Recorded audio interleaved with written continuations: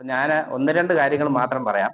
അതായത് ഞാനിവിടെ എനിക്ക് എല്ലാവർക്കും അറിയാൻ തോന്നുന്നു, ഇവിടെ ഉള്ളവർക്ക് എല്ലാം അറിയാൻ തോന്നുന്നു, എനിക്ക് ചെറിയൊരു പ്രസ്ഥാനമുണ്ട്. അത് ഞാൻ വീഡിയോസ് വഴിയാണ് സാധനങ്ങളെല്ലാം സെയിൽ ചെയ്യുന്നത്. അപ്പൊ എനിക്കൊരു ചാനലുണ്ട്, യൂട്യൂബ് ചാനലുണ്ട്. അപ്പൊ അതുവഴിയാണ് കാര്യങ്ങളെല്ലാം ചെയ്യുന്നത്.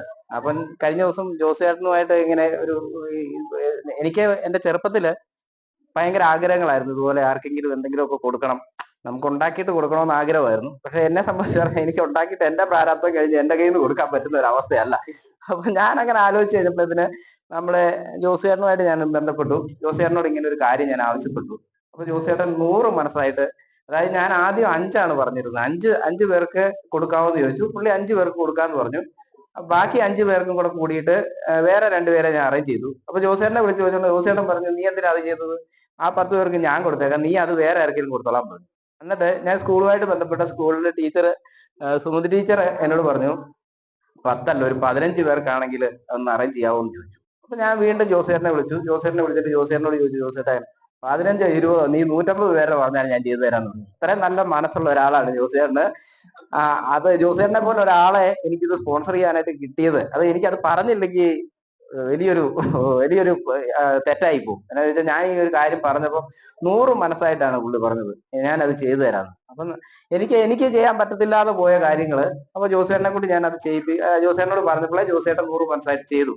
അത് മാത്രമേ എനിക്ക് പറയാനുള്ളൂ.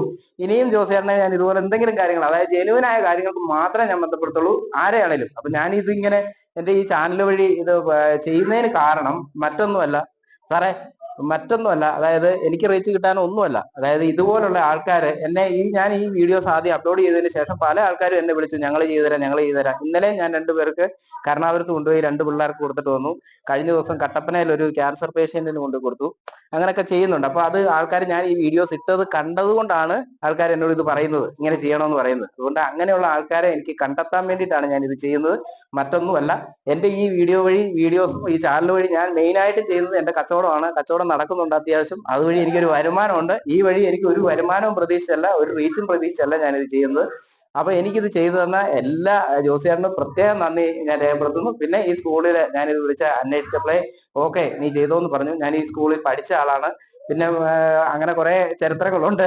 അപ്പോൾ എനിക്ക് ചെയ്തു തന്ന എല്ലാത്തിനും നന്ദി ആദ്യമായിട്ട് ജോസിയാറിനോടും രേഖപ്പെടുത്തുന്നു, സ്കൂളുകാരോടും എല്ലാവരോടും നന്ദി രേഖപ്പെടുത്തുന്നു. നന്ദി, നമസ്കാരം.